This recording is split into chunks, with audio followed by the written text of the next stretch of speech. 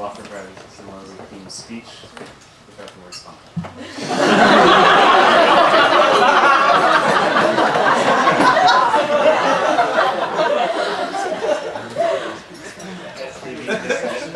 I've known Alex since undergrad. We were both in the same wing of Wooden Hall together.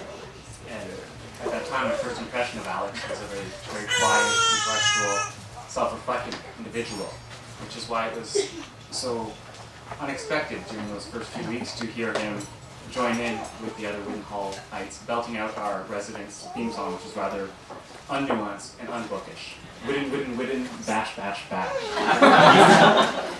But I quickly came to realize that there was much about Alex that was unexpected. I didn't expect the recipient of so many honors and awards to be so humble and so welcoming. I didn't expect someone so book-savvy to be so artistically and musically inclined. I didn't expect someone so competitive to so readily let me copy his calculus assignments.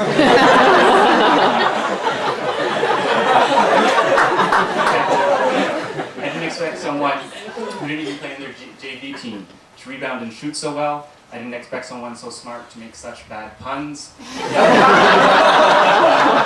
didn't expect a largely grown and most likely straight man to be so completely infatuated with a former president. I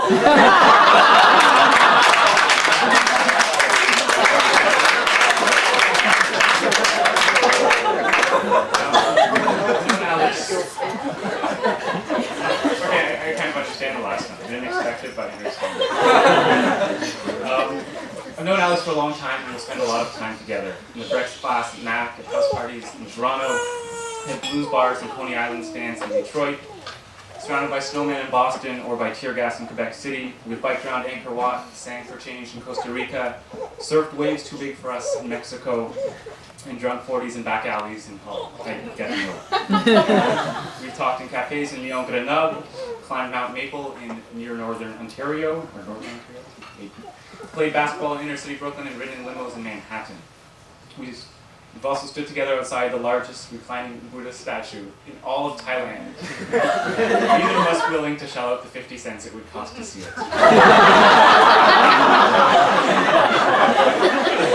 have been too many memorable moments to recount, though I suggest that a good place to start is to ask Alex about a certain night in Paris, or maybe another on the roof at Togo Salmon Hall. And yet, despite all the time we spent together, I've only lived with Alex on 2 occasions, and it's about those 2 occasions that I'd like to talk a little more about tonight. First time we lived together was the summer of 2003. Alex, our gracious co-host, stayed at Sand University, had just finished their master's, and I was just finished my first year at McGill. Alex was going to Costa Rica to study with Katie, and then would join us in Montreal. The plan was to spend our days talking, debating, playing tennis, being kings of Montreal and princes of the plateau. But when Alex arrived, the expected magic of 3 friends reunited did not produce the exuberance that I had hoped for. Alex was more melancholy than I ever remember seeing him. And not just because he was forced to wait tables for tight-fisted tourists. No, Davy and I saw was what my Belgian family called liefde verdriet, a sadness of a man in love separated from the one that he loves. And that was another inattendu. I didn't expect someone so serious to be such a romantic. But there it was in 2003, undeniable proof that Alex without Zatia just wasn't Alex anymore. He was, to quote our friend J. McD, a smitten kitten. Which brings us to the second time I lived with Alex. It was the summer of 2004. The next year, I had accepted a position pouring myself to a law firm. I was going to spend a couple of months living with Alex and his roommates, Jeremy and Allison.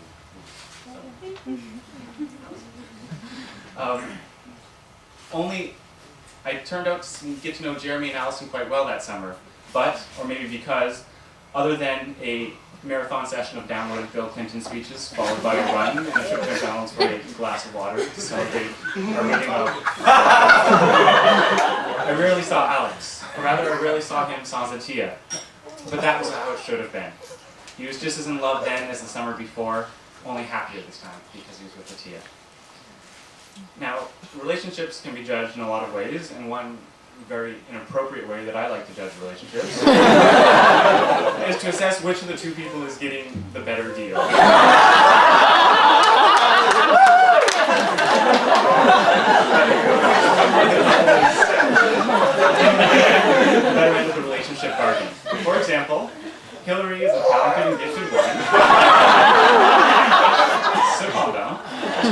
clearly getting the better end of the deal by being with Bill. So, as I said at the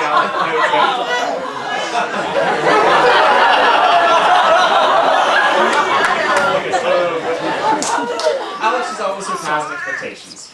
He's been disgustingly successful in his academic and pursuits. He is annoyingly talented in too many ways to count. He is sharp and witty and humble, and he used to be a pretty good drinker.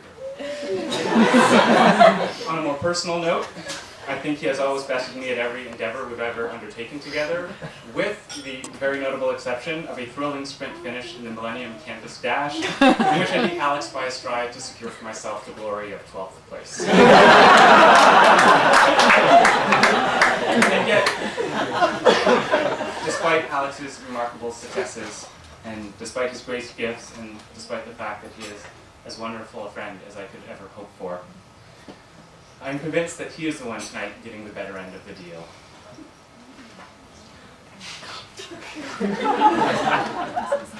As I said, Alex without a Tia was an emotional, self-deprecating wreck. Alex with a Tia is a smart, overly successful kitten. And so I'd like to thank Alex for his many years of friendship and for his many years of love. I'm grateful for every moment we spent together. But I'd offer even more thank yous to Atia for agreeing to join him in Boston and for agreeing to saying yes to marrying him tonight. I think it is clear that both he and the rest of us are better off for it. So, congratulations to both of you and to our beautiful couple. I love you both dearly. I'm sure you'll make great parents and you'll accomplish many more extraordinary things. We expect nothing less.